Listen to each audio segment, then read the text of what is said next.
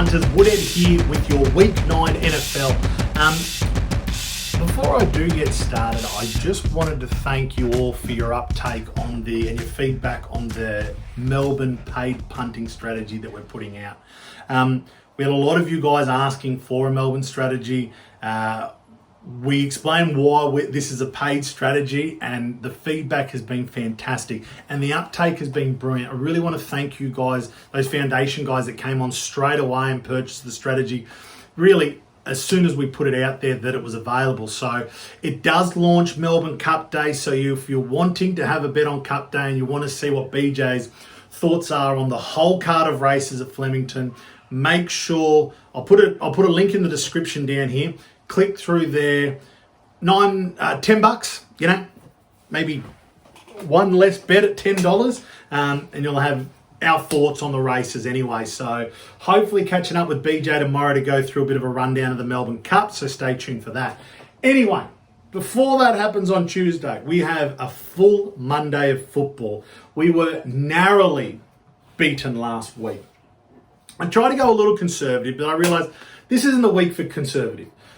Maybe we have another real big chase at it this week and next week, and then the week after we might go a little bit conservative and roll it into the week after. So we're all right. I'm looking for, if we get to that point, I kind of really enjoy strategies on how we can kind of get ahead. So we're actually at a similar point this way at this part of the season last year, and we all know how well we ended in the season. So I'm going to go through these games, 4 legs. First one is the London game, Jacksonville Texans at Wembley Stadium. I'm loving the Jacksonville quarterback, Gardner Minshew. He has a big dirty mo. I'm liking Leonard Fournette. I think their pass offense will beat the Texans' pass defense.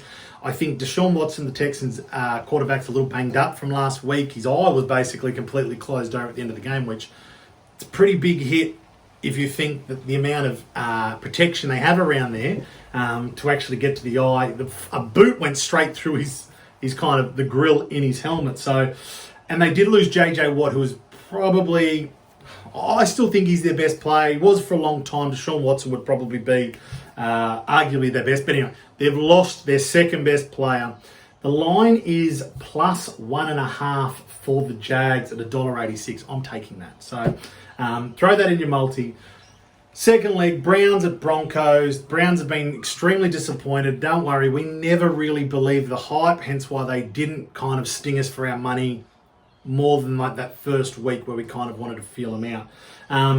Baker Mayfield has never been questioned more so than he has this last week in the American media since his career started in the NFL. I think he comes out and puts on a show.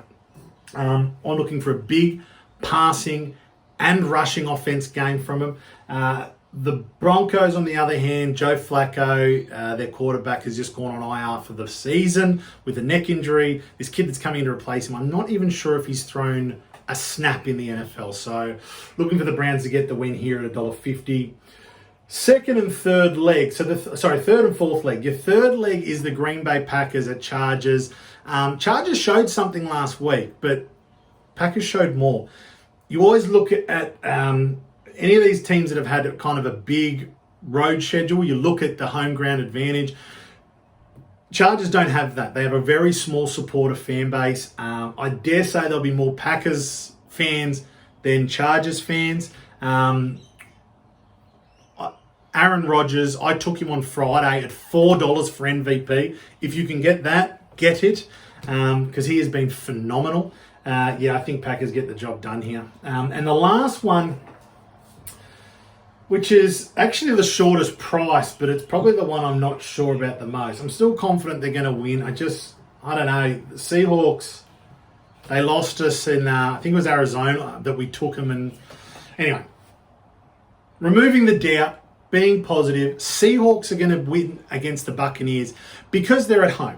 I think this is going to be a fairly low-scoring event. The market says otherwise, but what I like about that, even the market's saying it's the over-under is 52 points. Now, the Seahawks are about a 5-point better team at home.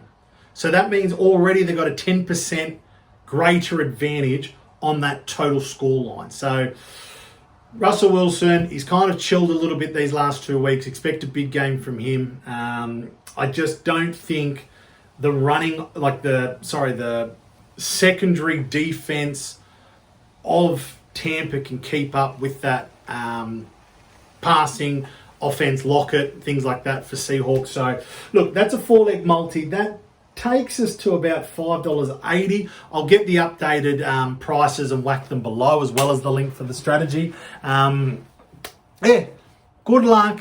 Enjoy the footy tomorrow. Load up and have a great Melbourne Cup day. Remember to gamble responsibly. Good luck and happy punting.